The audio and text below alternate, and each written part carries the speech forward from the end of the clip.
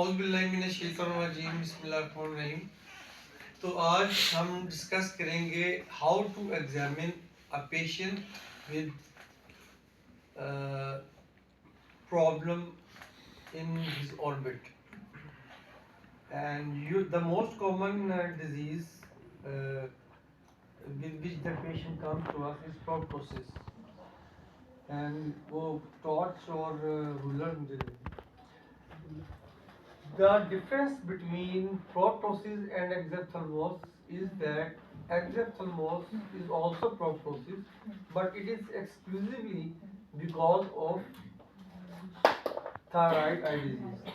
And proptosis can be because of any problem like some tumor in the eyeball, behind the eyeball, tumor like optic nerve glioma or anything like that. So, uh, whenever you start with the examination of process after patient profile and the greetings and all that stuff, the first thing which I have learned over the years and in clinical examination and when I appeared in the examination as a mistake, for which I learned the first thing that you will check the patient's pulse first of all. ठीक है इस तरह करके because थेरोटॉक्सिकोसिस में pulse जो सी है वो जो सी है ना वो आपने चेक करनी होती है ये आपने इसका किया तो then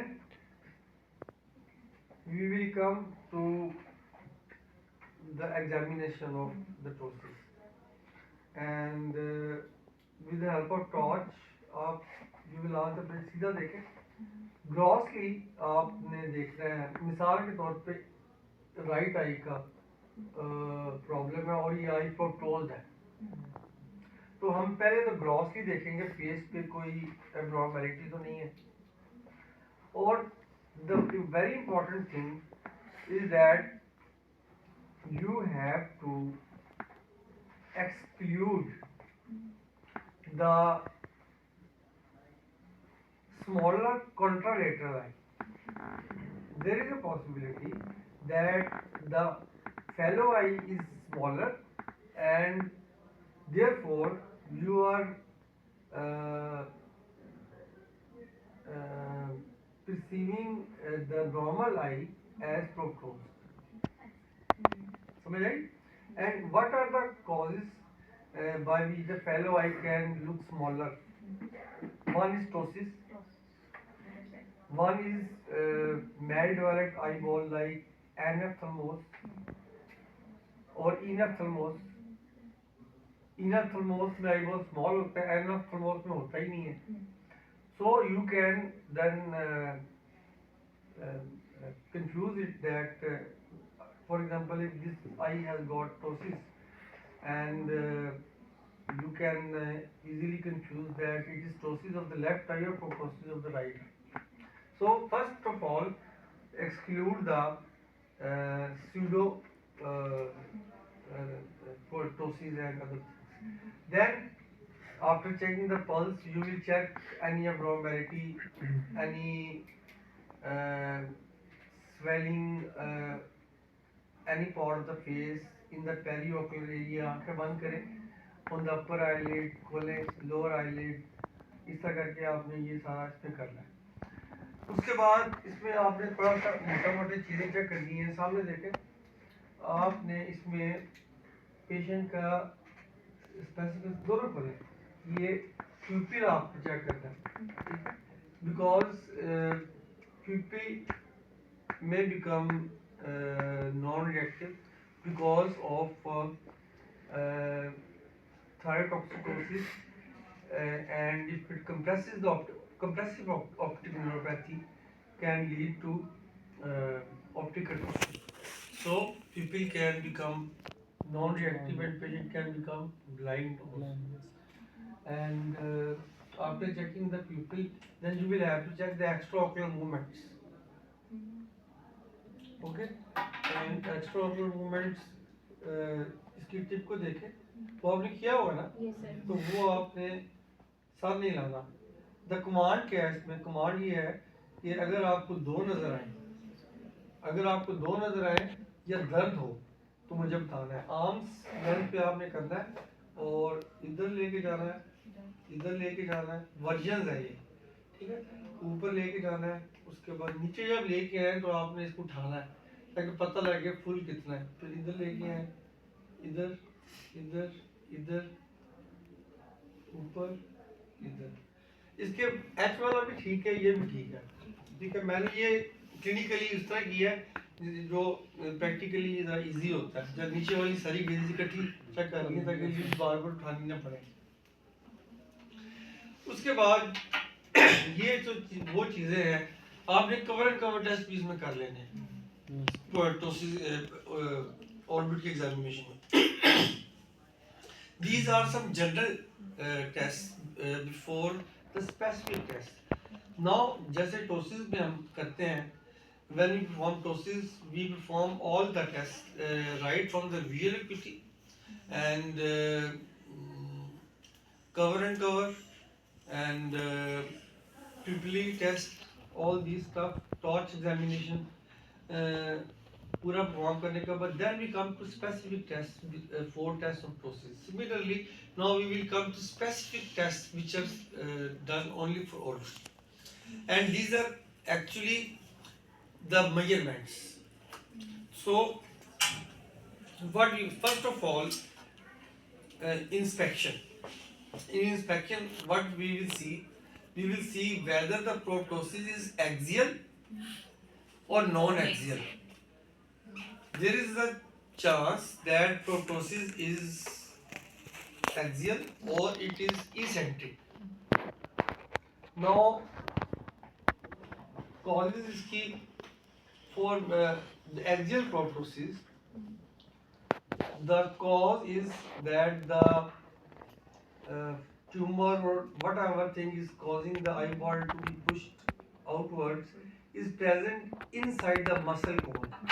If you recall the anatomy, the extraocular muscles are like this and यहाँ पर eyeball होता है, ठीक है। तो इस कोन के अंदर फॉर एग्जांपल ये ऑप्टिक नर्व है, ये ऑप्टिक नर्व है और ये कोन है, ये एक्स्ट्राओकुलर मसल्स हैं।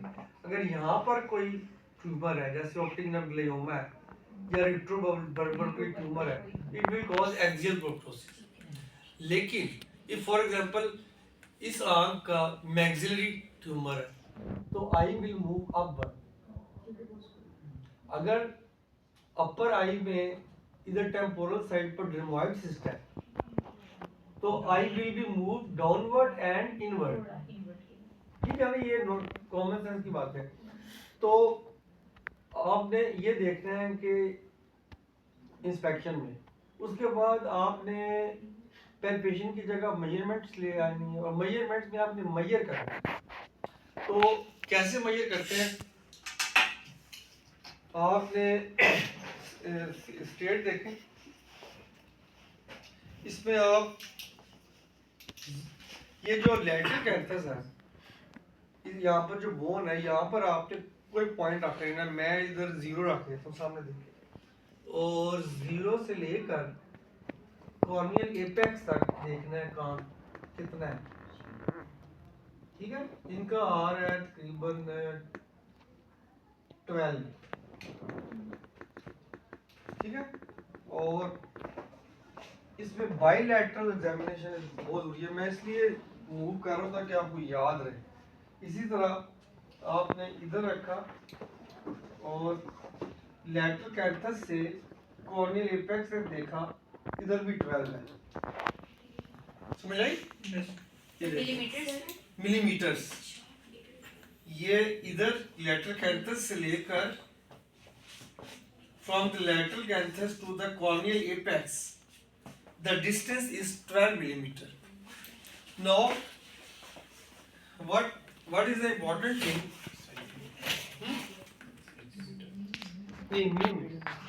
Millimeter.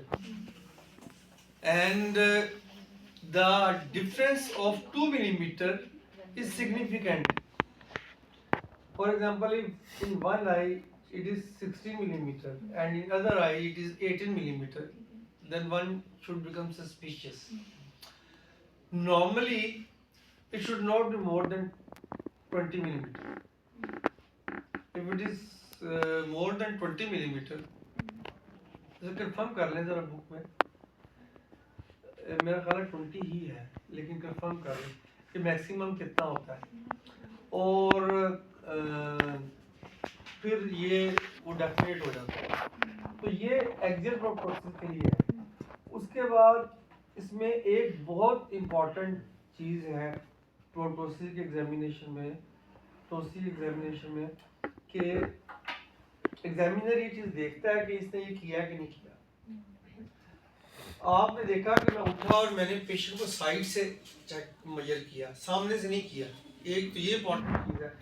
फिर दूसरी एक इम्पॉर्टेंट चीज़ है, आपने पेशेंट को पीछे से बिहाइंड द और पेशेंट के पीछे से जाके भी उसको देखना है। वो कैसे देखना है, आप सामने देखें, ठीक है। अब आपने पेशेंट से इजाज़त लेकर यूं कर उससे आप, जब वो सामने देख रहा है, आहिस्ता आहिस्ता सर ऊपर करना है, और इधर से आपने देखना है, छोड़ दें, ढीला छोड़ दें इस तरह करके, और आपने ये देखना है अगर प्रोटोसिस होगा तो वो वाली आंख आपको उसका कॉर्निया नजर आ जाएगा, ठीक है। चूंकि इनका नहीं है दोनों में, तो इसलिए आईलिड्स नजर आ रही है।